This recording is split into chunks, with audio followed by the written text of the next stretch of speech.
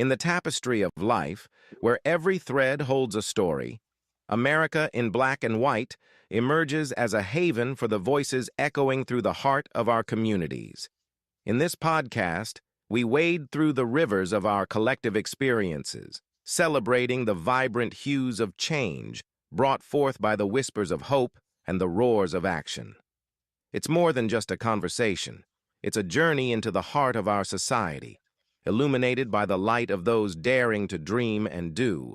Join us, and let your voice be the melody that guides us toward a dawn where every color finds its place in the masterpiece of our shared destiny. Together, let's paint a future brimming with the positives that dwell in our minds and the actions that shape our world. Welcome to America in Black and White, Season 3, Episode 154. I'm honored to bring you today's conversation airing on this November 15th at 3 p.m. Eastern Time with a man whose very name has become synonymous with passion, purpose, and transformation. Darrell Andrews, widely known as America's Passion Coach, is a nationally celebrated speaker, author, and transformational leader. As president and chief passion officer um, and founder of Self Care Empowered, Coach D has spent more than 2 decades inspiring organizations and individuals across the globe. His dynamic keynotes, training sessions, and coaching programs focus on self care that leads to wellness, post pandemic leadership, teamwork, and core values integration, empowering people to thrive both personally and professionally. Coach D's impact extends far beyond the stage. A respected voice in workforce development, he has dedicated much of his career to uplifting underprivileged youth and adult job seekers through strategic partnerships with workforce boards, government agencies, educational institutions, and nonprofits. He has helped thousands uncover their gifts, build employability skills, and achieve sustainable career success. His expertise has also shaped corporate training and organizational consulting with major companies like Walmart, Verizon, and First Data turning to him for guidance. And as the author of influential works such as Post Pandemic Leadership, The Key to Recruitment and Retention, and the Self Care Movement, Coach D continues to challenge us to lead with authenticity, wellness, and values at the core. With over 1,000 keynote addresses delivered, countless appearances on television, radio, and podcasts, and a lifelong mission to inspire transformation, Darrell Andrews is more than a coach. He is a movement. And beyond all of this, he is a proud husband of 31 years and a devoted father to four remarkable children, living proof of the values he teaches and embodies. Today, we welcome Coach D to America in Black and White. Prepare to be inspired, challenged, and uplifted by the passion and purpose of America's Passion Coach. This is a conversation you don't want to miss. Ladies and gentlemen, Darrell Andrews. Man, I tell you something. That's probably one of the best introductions I ever had. Thank you for that. All right, definitely appreciate that. Yeah, I got a problem with my board here. Give me 1 second. that's okay, man. Take your time. Okay, there we go. All Uh, right. it's good to have you here. Yes, sir. Are there anything, Mhm. is there anything you'd like to say before we get started, get into the show? You know what, man? I think the thing I would want to start by saying is thank you for what you're doing. I realize as people, the strength of our communities, the strength of our businesses, and the strength of our lives is collective effort. It's not one individual dominating an entire universe. It's multiple people using their gifts, talents, and abilities to impact. So kudos to you for, I guess, the season 3, 154 of these shows. that shows your commitment to doing your part, which is critical to all of us being able to do our part. Because we're nothing but a collective puzzle, man, trying to come together to be able to impact our communities and beyond. So thank you for your work, man. And I'm honored to be here.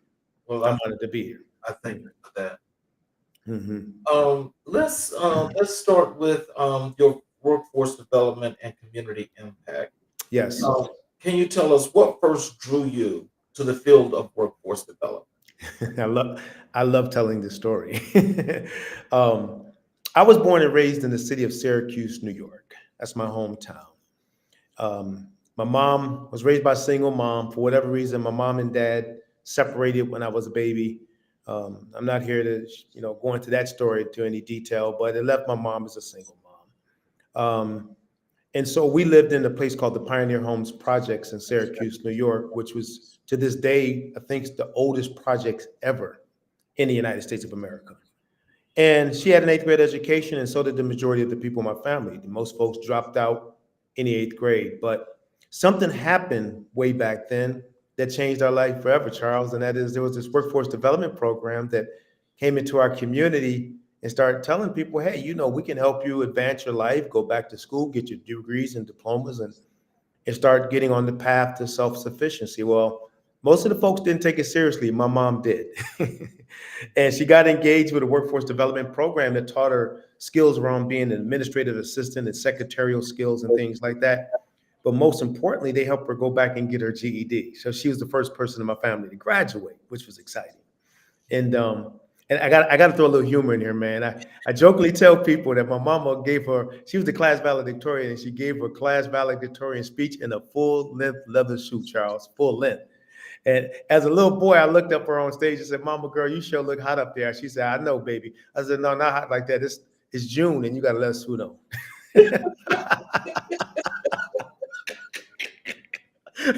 She looked at me. And this is what she said, man. Boy, and she was so prophetic.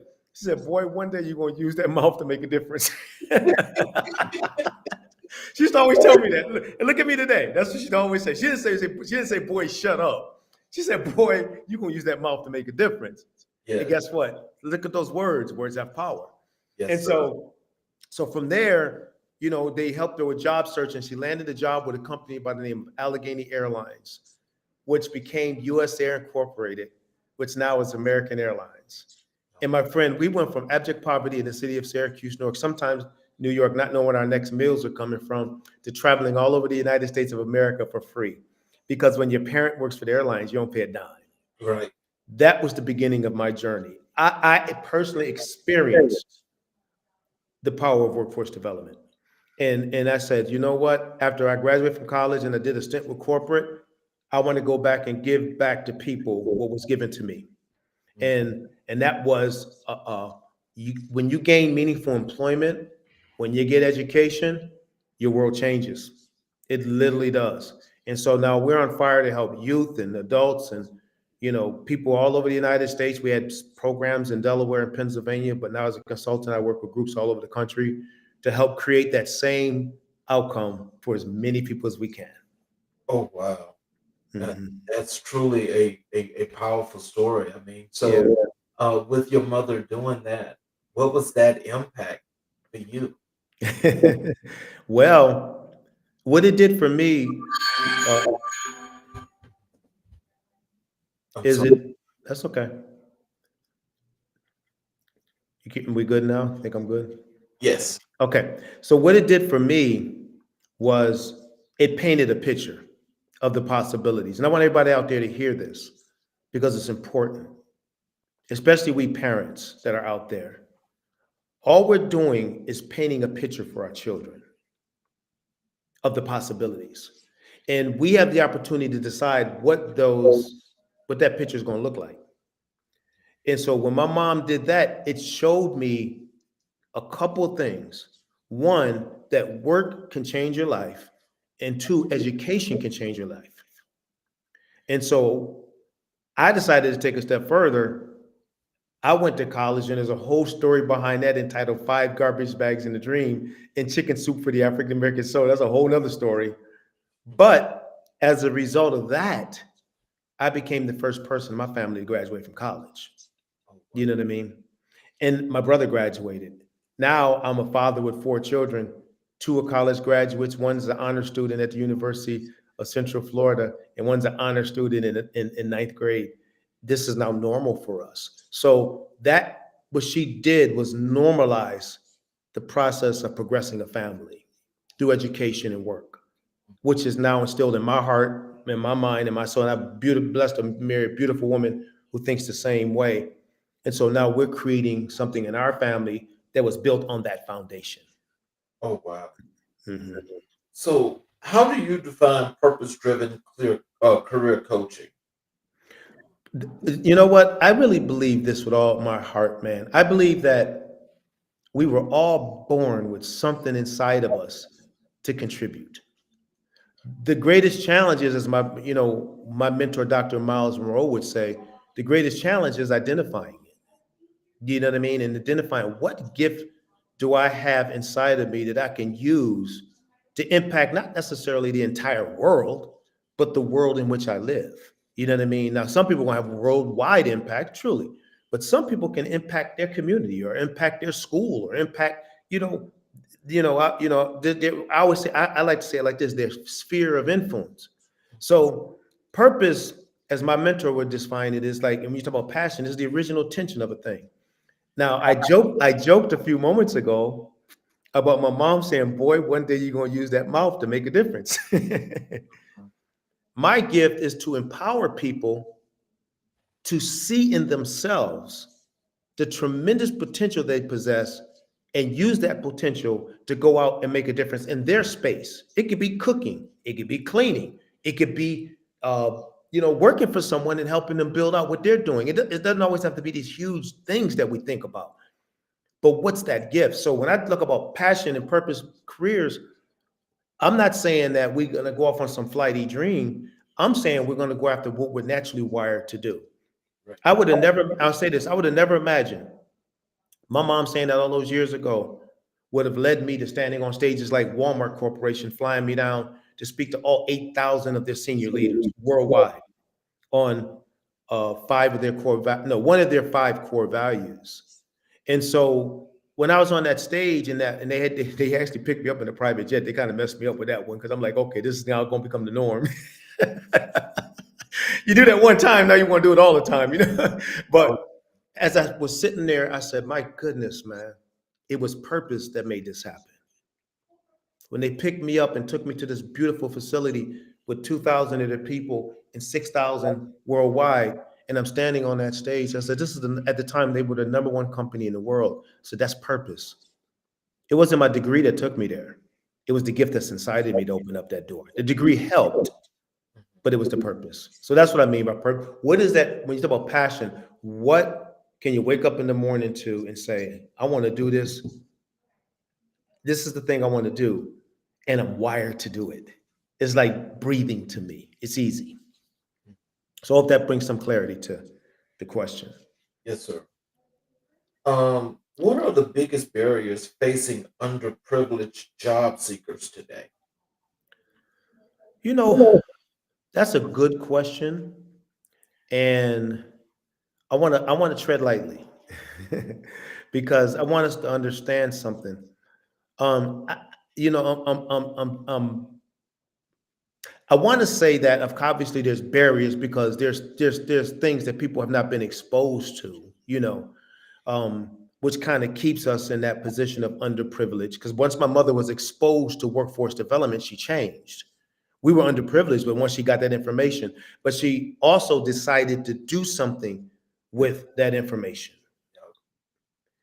Like there's a lot of opportunities out here.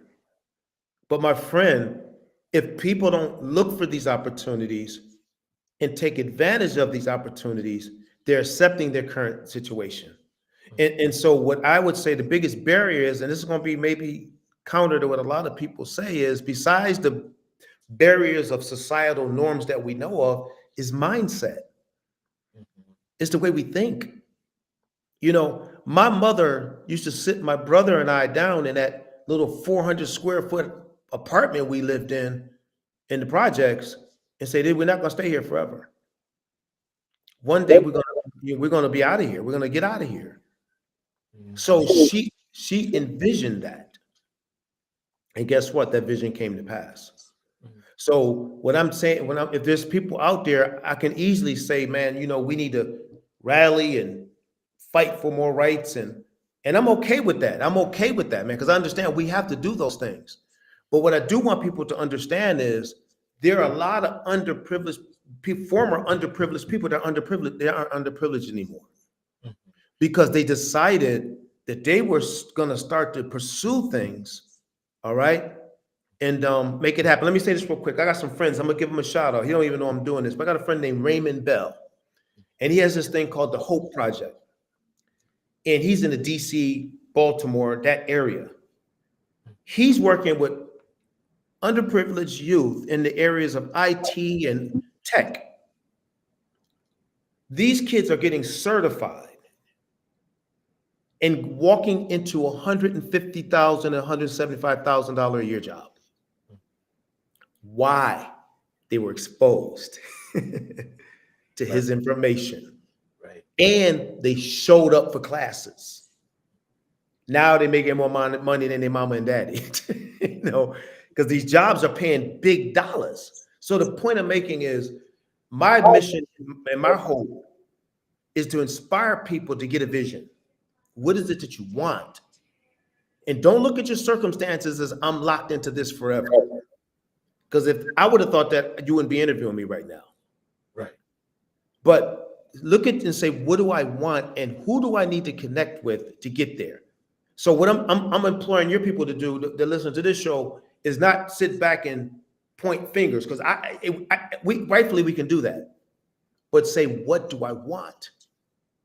I train a lot of job seekers, man. I get them so fired up, their lives change. They're going after this and going after that. They would have never done that until they shifted their own mindsets through the trainings. So that's the big thing. I think it's mindset.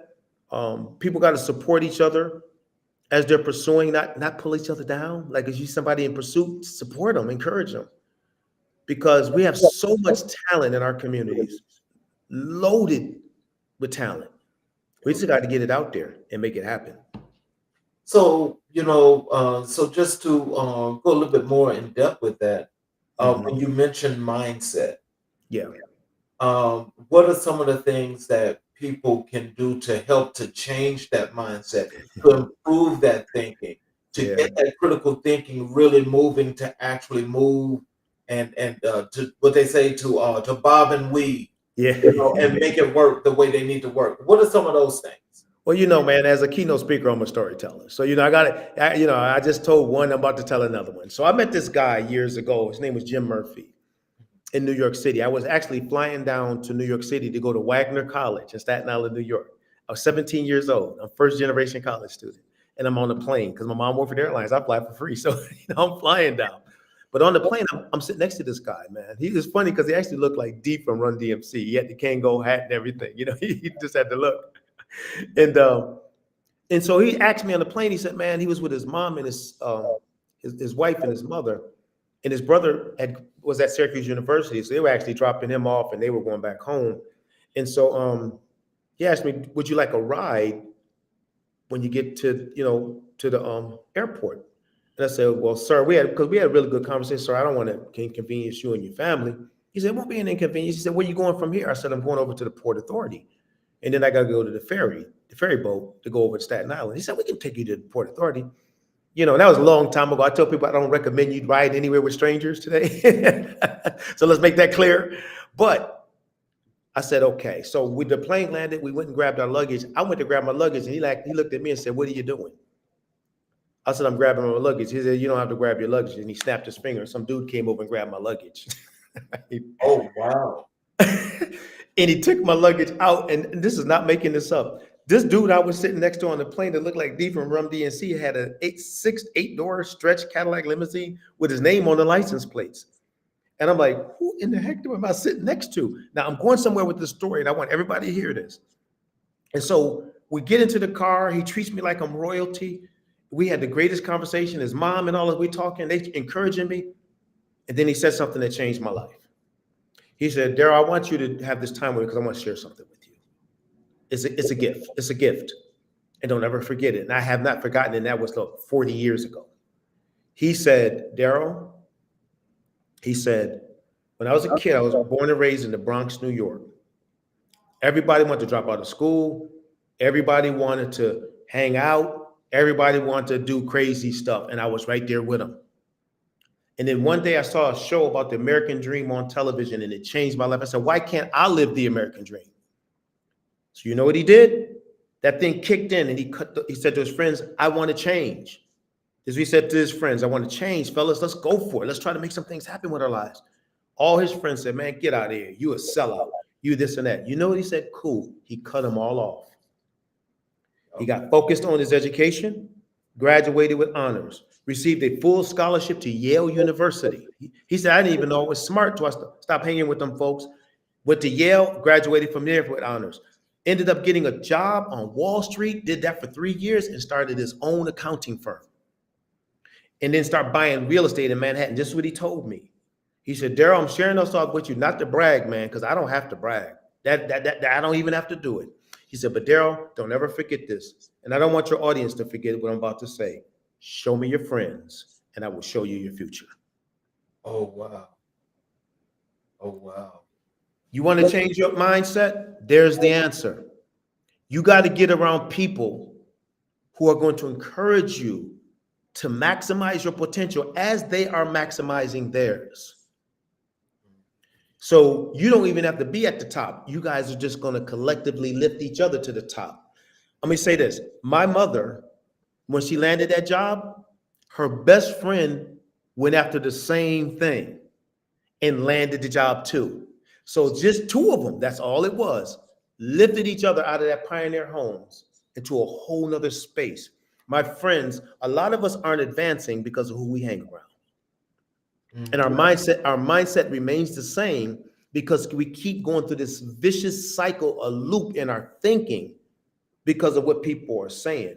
And so we got to make adjustments and start associating with people via mentorship, via new friendships, via getting out there and using our gifts in certain ways to help us shift the way we're thinking. I'll say this and I'll be done. There's a good book I recommend. It's called Mindset by Dr. Carol Dweck. In that book, she talks about two things: growth mindset and fixed mindset. And here's what she says. Growth mindset people, sky's the limit, man. Nothing's going to stop them from maximizing their potential. Fixed mindset, blame everything. This is that. I'm here because of this. It's never going to change. And guess what? They stay stuck. So I'm going to digress. There's my answer to your question. Wow. Now, that's impactful. And I hope that not just myself, but those that are listening actually get that understanding, because as you say that, I will say that there's a lot to that. Mm-hmm. Because, I think when you when you need to do the cutoff, mm-hmm. When you do the cutoff, it seems like you get lighter because you start floating. And so, yep. I mean, that's it may be a metaphor in a lot of ways, but it means a whole lot. That is very purposeful, what you just said. Absolutely. I agree with you 100%, my friend. Mm-hmm. How do you help individuals uncover their gifts and talents? Yeah. You know that the thing about it is we all have our own unique thing, But let me back up, and I'm gonna answer that question, but I want to talk about empowerment for a moment. So I have a pretty unique definition of empowerment, and I think I kind of alluded to it in the beginning. Empowerment. Some of my consultants friends have stolen this, act like it's theirs. I said, don't be stealing my stuff. If you do, at least give me credit for it, right? But I said empowerment is taking what's inside of you that you see in a person. In other words, let's say there's this, I'm gonna use an arbitrary name, like a kid named James, all right? Mm-hmm. I see that James can go on and become a CEO of a company. James can go on and he's got people skills galore, but James doesn't see it. Mm-hmm. So empowerment is taking what you see in a person and getting them to believe it, Mm-hmm. getting them to own it.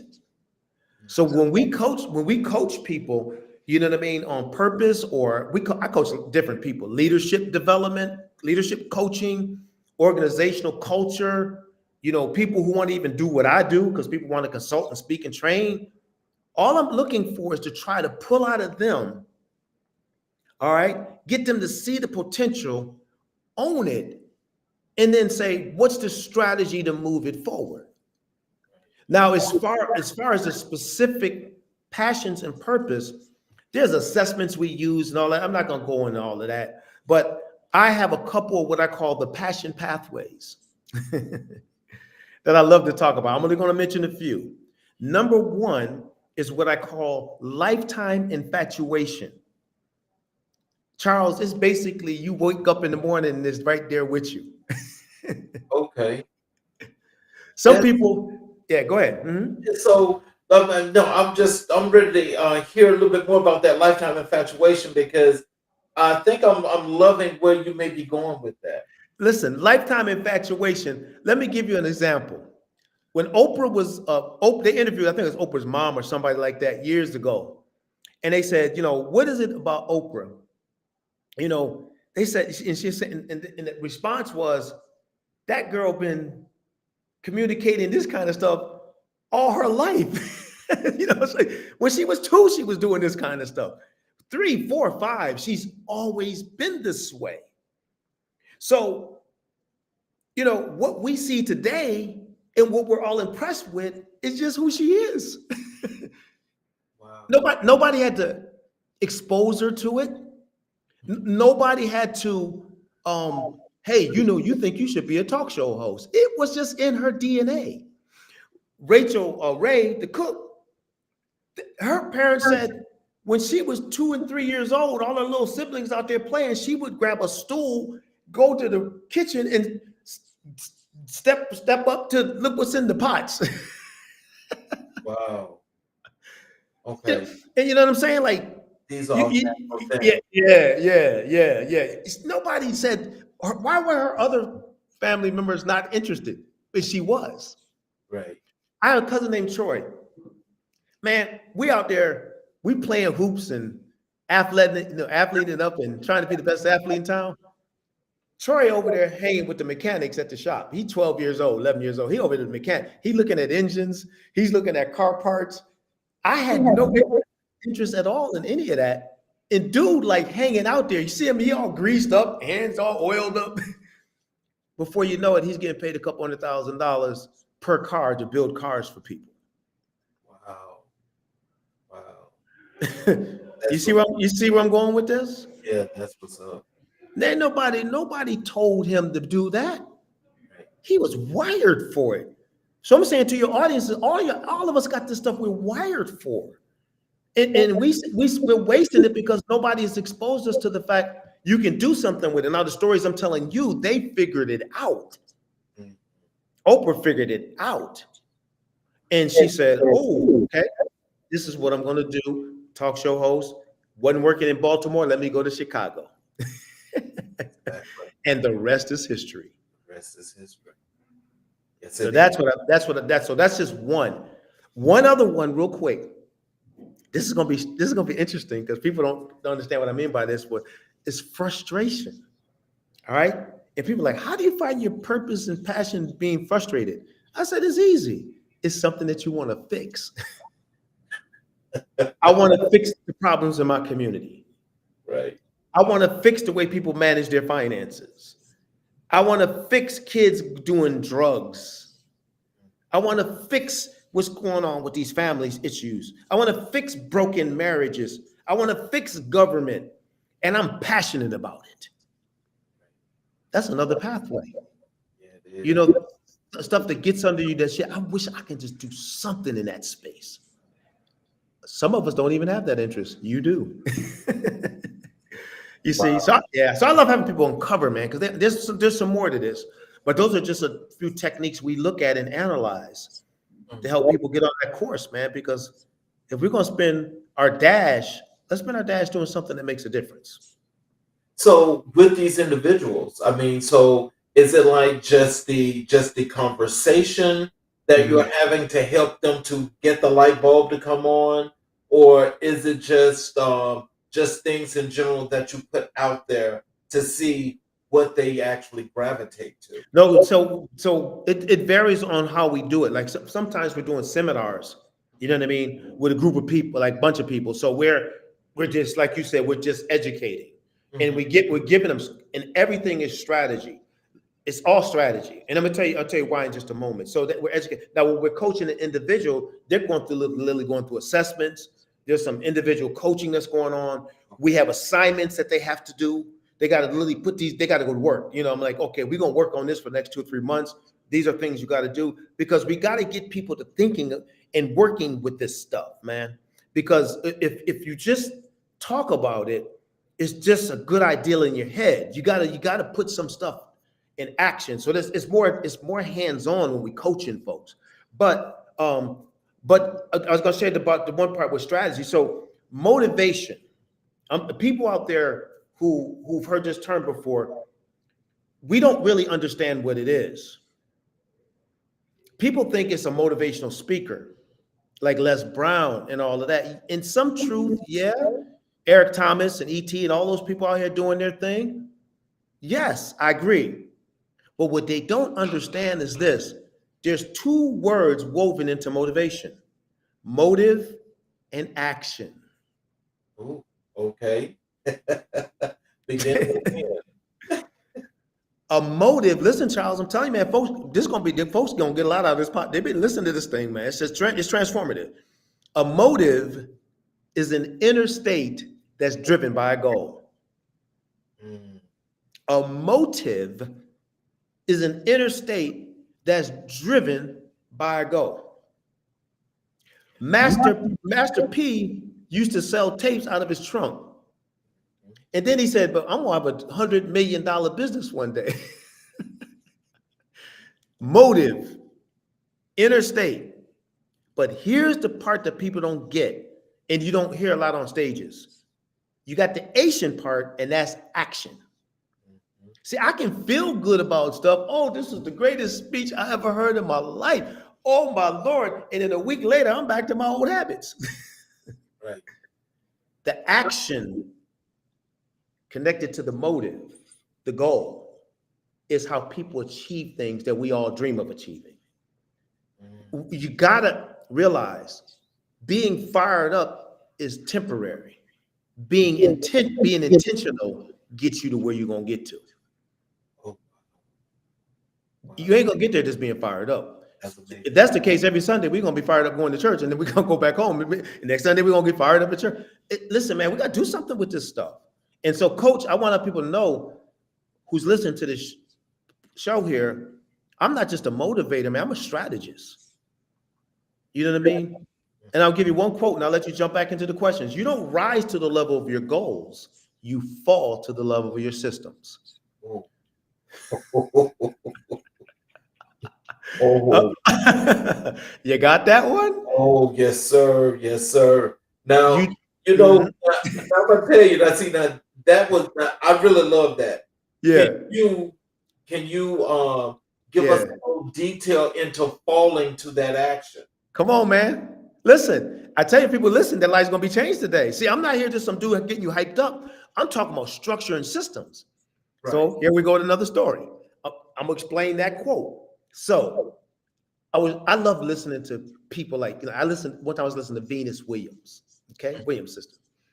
And they were asking her, man, how are you so successful and your friends and your sister and just, because when you succeed, everybody want to know.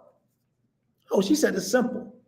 She said, so she said, all my friends are successful. She said, it's just my career is taking me to the path. That's just where I am. Everybody I hang around, business owners and Hollywood celebrities. And so that's kind of what I'm with. And so she said, so we have this thing.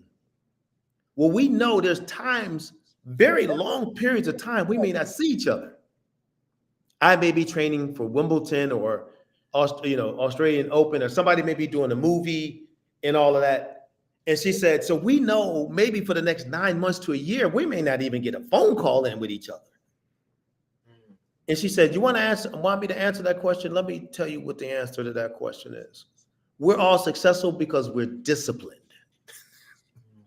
Check out what she said. Brothers, when I heard this, I almost jumped to the roof. She said, discipline is the key to freedom. Wow. That is more than just powerful. That's real, real, real. And see, a lot of us don't have that discipline.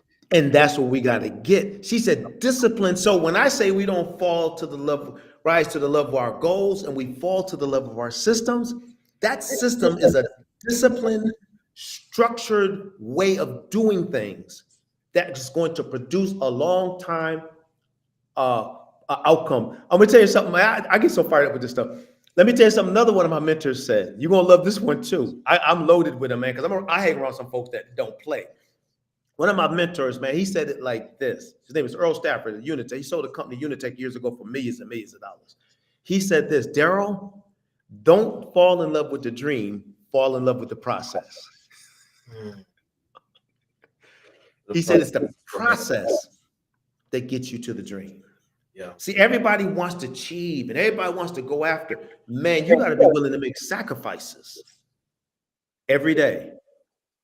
And when I coach people, we've turned around so many companies. We've impacted so many school districts because they want me to come in and motivate them. I said, no, we're going to breathe for a minute and we're going to put some systems in place.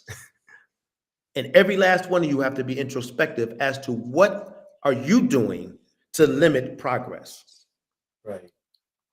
And this system we're going to talk about is going to get you to be introspective so that you can build a culture that's going to produce an outcome. And if you're not willing to do that, keep your money, I'm going home. Because my thing is this, I don't want to mess with you if you're not serious.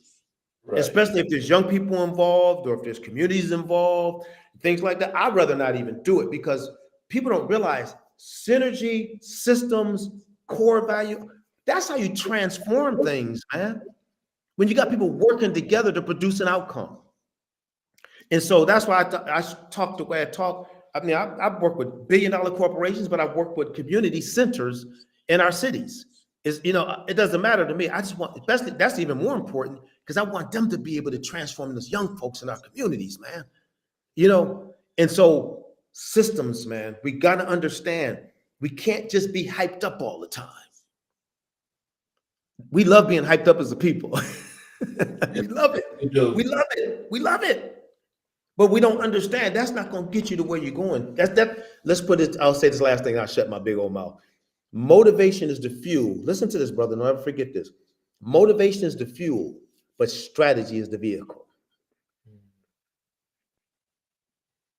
That's it, and that's what it takes. That's it. Motivation is the fuel. So if you're out there pursuing your dream, if you're out there trying to transform a community, if you're out there trying to build a business, become a speaker, whatever it is you're trying to do, is be motivated, but put some systems in place to get you to where you're trying to get to and stay with it till you get there. If not, you're not talking about a dream, you're talking about a wish. We got a lot of those. Oh, yeah. Oh, yeah. So what role does emotional wellness play in your workforce success? It's a huge part, man. It's a huge part. And I think in our original conversation, I mentioned that I'm a big fan of Dr. Daniel Goleman's work on emotional intelligence. Mm-hmm. And because I think the big thing when you talk about that piece, because we do, as you know, a lot in that space, is that we're hardwired as people to operate emotionally based upon life experiences and a variety of different things. So you probably heard this statement, and many of your audience may have heard the same thing. That's just who they are. You know what I mean? That's just Maggie, or that's just John. You know what I say to people all the time? No, that's not Maggie or John. That's who Maggie or John became. Okay. You see, if a person has a negative attitude, That's not who they are. Something caused them to have that negative attitude, you Mhm. know, operate in that way somewhere in their lives. Now, we may have some type of like driver personality that may make us a little bit more like that because we have the different personality styles, but people can change. And one of the ways we can change is through emotional intelligence. You know what I mean? And and so for the people out there that don't know what that is, just think about IQ. Like if a person has a high IQ, we consider them smart. Mhm. If a person has a high EQ, we consider them understanding of interactions with the people that they're around.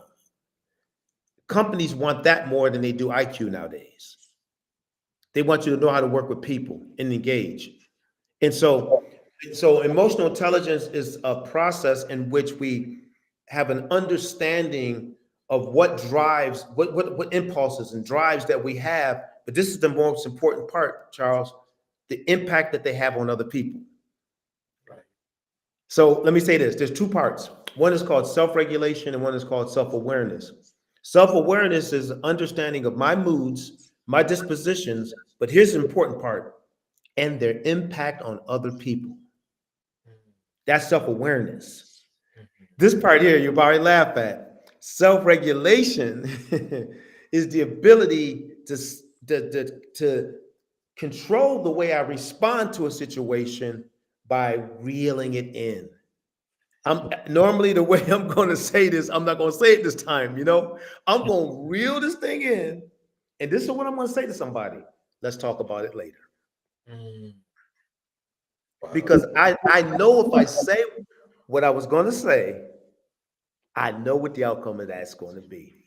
And great leaders and great people are under control. They don't operate off all these emotions.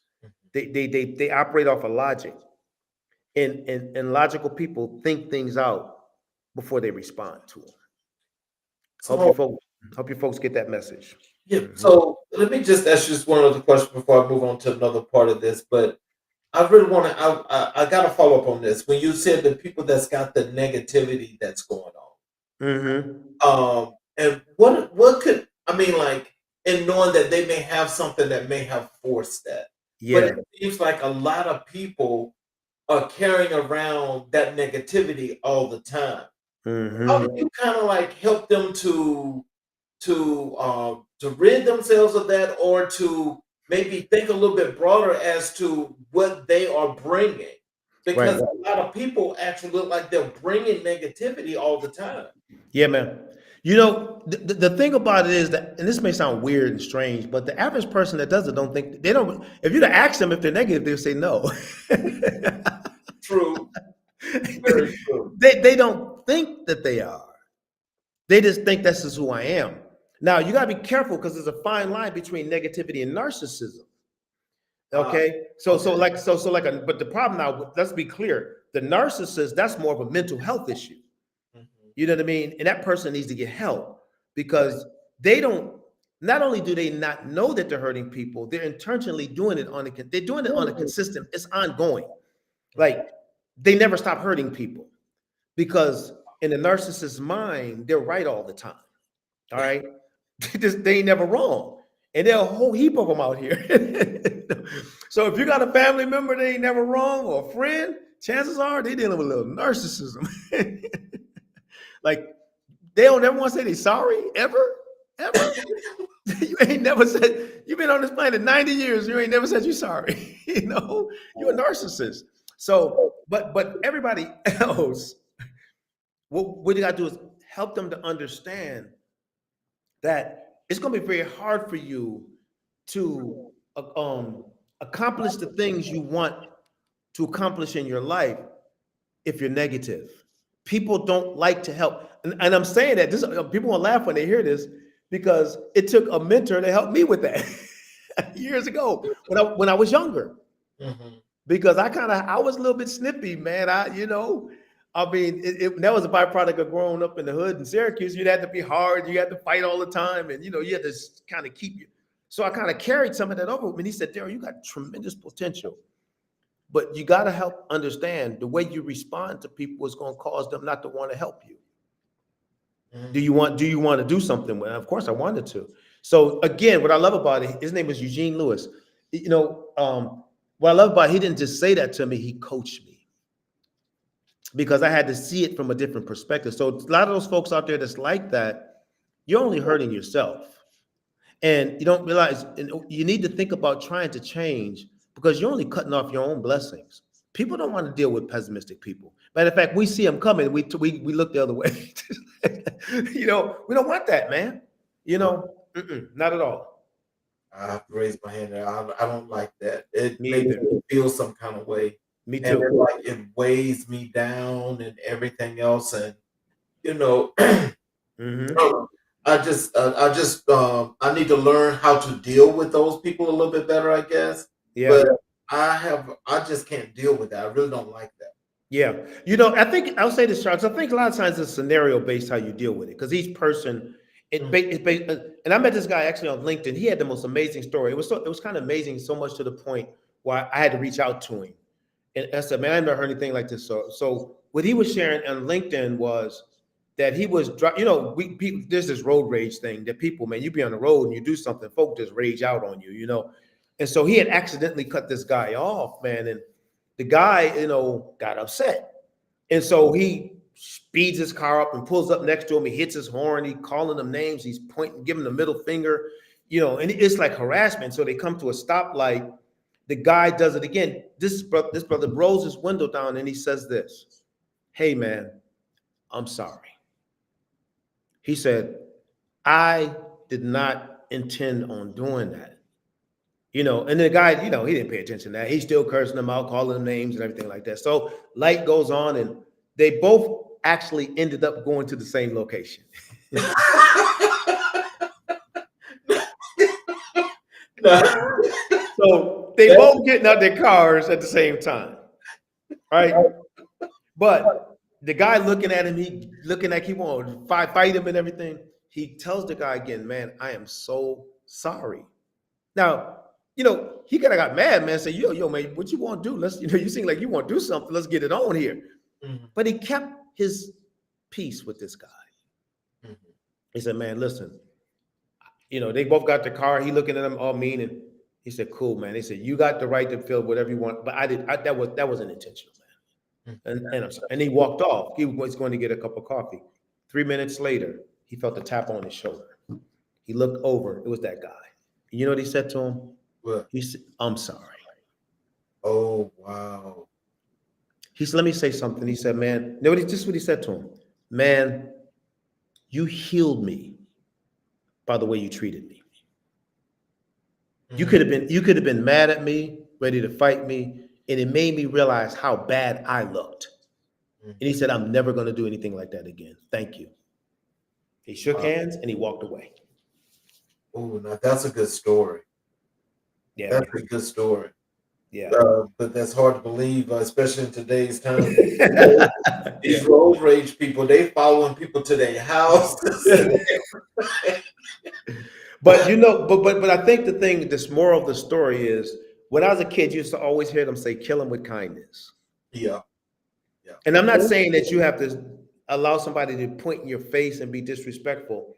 But what I'm trying to tell people is don't lose your cool. Mhm. I mean, do what you got to do. If you got to protect yourself, hey, protect yourself. But just don't let people knock you. This is totally counter what we're talking about. But you know, if you got people that are negative and all that, don't fight negative with negative. It's not even worth it.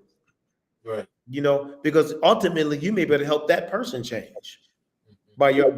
by your optimism. Yeah. Hmm.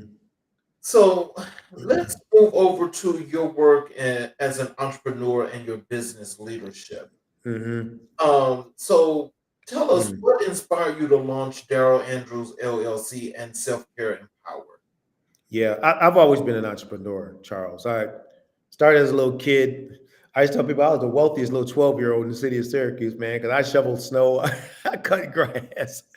You know, I've always been an entrepreneur, man. And I think what I did was kind of similar to what Oprah and Rachel Ray did. I took my I took my natural gifting for motivating and inspiring people and turned that into a business. You know what I mean? When I was a kid, I was shoveling snow. Now I'm building organizations and coaching individuals and motivating people to maximize their potential. So what inspired me to do it was my natural bent towards entrepreneurism. I've always been one. And so even when I worked in corporation, I worked for a Fortune 500 company by the name of Abbott Laboratories in their medical diagnostics division. I was always one of the top sales reps because I treated my work like a business. I was an entrepreneur working for a Fortune 500 company. So I was always one of the top salespeople. I was, win all kinds of awards. And so what motivated me, I love entrepreneurism. I think it's one of the greatest ways for a person to take what they have inside of them and make a great contribution to society. Be it if you own in a restaurant or, if you own a car dealership or, if you own a corner store, it doesn't matter. It's just phenomenal. So I've always had a bent towards it. And so what I do now, I tell people all the time, I sometimes, man, I can't, it's just unbelievable, man, that folks will bring us in to do the things that we do at state levels, corporate level, schools, school districts, organizations, colleges, campuses. I'm in awe of it, man. And I'm just grateful that as a, small minority owned firm that we get the chance to do the things that we do. And I got a small team of consultants and people that work with me on various projects. But I love this work. Now, the self-care movement was a byproduct of the pandemic because, man, the COVID did a number on people, man. Right now we have a 20% clinically diagnosed depression rate in the United States across the board. With millennials, it's 35%. The suicide rate in our country is astronomical right now, man. I mean, look at that Dallas Cowboy young man, that multi-million-dollar contract 2 weeks ago just took his own life, man. Yep. It's like it's crazy. So I felt like the pandemic we were traumatized, and it caused people to become weak in their, weak in like not just weak in general, but just mentally, all kinds of different things in our thinking. And so I said, let's start talking about self-care because one way to combat that is self-care. I'll say this with a little smile on my face. I moved to Florida 4 years ago, and people are like, "Why you moved to Florida?" I said, "Because they have beaches." You know what? I grew up on the Gulf Coast there in Alabama. Yeah. And the thing is, when I was up in the DMV, I was very happy because the water was there and I could get to it. Yeah. Being here in Atlanta, Yeah. not that case. Yeah, that more. Yeah. 5 hours to go see the water. Oh, no, man. The ocean is my happy place. I was just in Daytona Beach for 2 days. I literally go up there and work, and then I go out to the ocean. So what I'm saying is, I have made self-care a priority. And what we train and coach people on, and that's another part of our business within organizational settings, is to create what we call a self-care DNA. Employees need to really be, it's really crazy. People always talk about customer care, but I tell my customers is I said, self-care should be just as important as customer care because you want your people healthy. You know what I mean? And so we train them and we coach them. We put systems into companies and organizations. And it's exciting to see because they actually work together, to help each other and put these systems. But I practice what I preach. I live self-care, man. Taking walks with my little dog, reading books, bike rides. I got a bike. I probably ride about 30, 40 miles a week. Just ride my bike, man. Work out every day. I'm a beast in the gym. Even though as old as I am, I'm in that gym every day, man. I'm working out, spending time with my family. I don't ignore this. And people talk about they don't have time. I said, you better make time because if you don't take care of yourself, how are you going to even effectively take care of other people? You're going to be burnt out and stressed. And so yeah, man. So that part of our work is called, self-care empowerment. And we're very excited about the potential in that. That's one of our growth areas. And we just want to see as many people own self-care, man, because I'll say it like this. One of our sayings is self-care is a precursor to wellness. You can't get to wellness without self-care. And the more people we can do self-care, the more we're gonna have well people in the workplace and in our communities. So we love the message, man. So that's a great transition. So can you tell us, how do you balance business growth with mission integrity? Say that again. How do you balance business growth with mission integrity? Yeah. Well, your core values, when integrity is one of your core values, let's say, which it is one of ours, you know, um, you don't just, I guess the best way to say it is you don't just say that that's a core value. You actually take that value and you measure each aspect of how you do business to that value. What happens when companies grow is they start dropping those values. The dollars become more important than the value, but it was the value that got them the dollars, and so they don't realize how much that hurts them. So for us, you know what I mean, we continually analyze our core values and measure when we're on stage or if we're consulting someone or if we're coaching someone to those values. If you're regularly assessing, what you're doing, you will never drop that, man. You never will. What happens is when the rate of growth, I was working with a group out of California that grew so fast, they went from 0 to $5 billion in 2 years. Oh, wow. 2 years. Oh, But guess what? Inner turmoil like crazy. I mean, just straight up chaos. I mean, I ain't never seen anything like it before. I said, y'all got all this money and all this headache at the same time. I got a headache standing there talking to y'all, But we spent 3 days with them down in Dallas, Texas, and we went through a core values integration reassessment, and man, I'll tell you something, things turned around quickly because what I shared with them is you guys don't realize you're running, but you're running because the money is there, but you're not looking at the significance of the key players in this growth process. So people are getting neglected, people are being, it's just about making these dollars. So when they slowed down and reassess their core values, we actually helped them rewrite their core values. Then they went back and implemented some of the stuff. And now that $5 billion aligned with their company culture.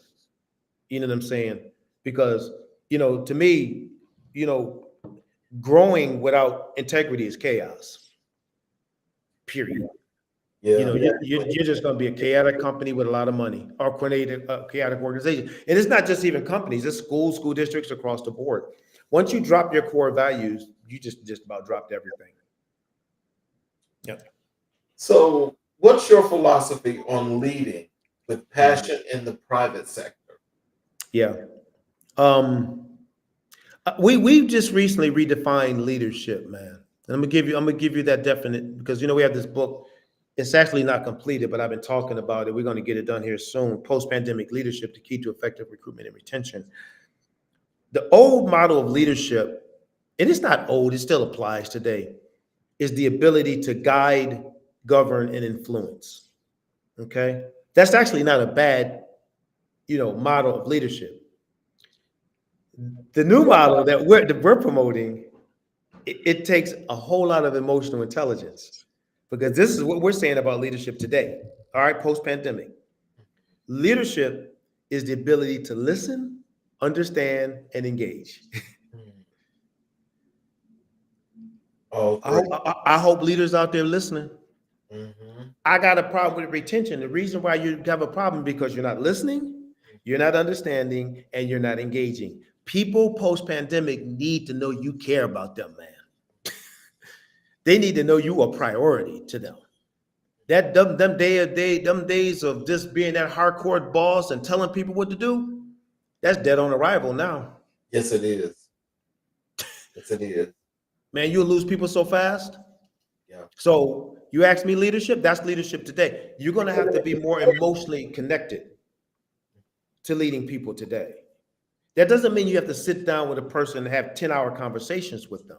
You just need to acknowledge and affirm and let them know you recognize the efforts that you're putting forth, not just like the company goals, like, oh, we did 20 billion. That's not it. You were a significant part of this, and we thank you for your contribution. That's a different conversation. You see, now that person's